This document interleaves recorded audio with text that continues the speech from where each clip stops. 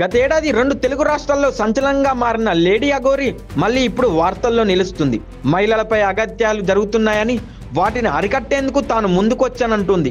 ఈ క్రమంలో పలువురిపై ఆరోపణలు చేసింది. తాజాగా అఘోరి మరోసారి వార్తల్లోకి ఎక్కింది. ఒక ఆడబిడ్డకు తల్లయింది. తనతో పాటే ఒక ఆడబిడ్డను వెంట పెట్టుకుని వెళ్తుంది. ఈ క్రమంలో పలు ఛానల్లో మాట్లాడి పలు విషయాలు వెల్లడించింది. తురమెల్ల శ్రీవర్షిని అనే ఓ యువతికి తాను దీక్ష ఇచ్చి సాధన నేర్పిస్తున్నానని తెలిపింది. ఆ యువతి జీవితాంతం తనతోనే ఉంటుందని పేర్కొనింది. ఆమె బరువు బాధ్యతలు కూడా తానే తీసుకుంటున్నానని తెలిపింది. ఇలా చాలా మంది ఆడపిల్లలు ఇప్పటికే తన వద్దకు వస్తున్నారని, ఎవరైనా సరే ఇష్టపడి శిక్షణ నేర్చుకోవాలని అనుకుంటే, భగవంతుడికి సేవ చేసుకోవాలని అనుకుంటే తాను నేర్పిస్తానని తెలిపింది. తనను నమ్ముకొని వచ్చిన ఆడబిడ్డలను మంచి స్థితికి తీసుకెళ్తానని చెప్పింది. ఇక తనతో పాటు ఉన్న ఆడబిడ్డ కూడా తనలాగే మహిళల కోసం పోరాడే వ్యక్తిలా తీర్చిదిద్దుతానని తెలిపింది. ఒకరోజు ఆ యువతి తనకు కాల్ చేసిందని, తన దగ్గర దీక్ష తీసుకుంటున్నానని చెప్పడంతో పరిచయమైందని పేర్కొనింది. ఇక ఇలాంటి ఆడపిల్లలకు మాత్రమే తాను సాధన ఇవ్వడానికి సిద్ధంగా ఉన్నానని తెలిపింది. ఆడపిల్లలను ఆడపులిలా తీర్చిదిద్దడమే తన ప్రధాన లక్ష్యమని చెప్పుకొచ్చింది.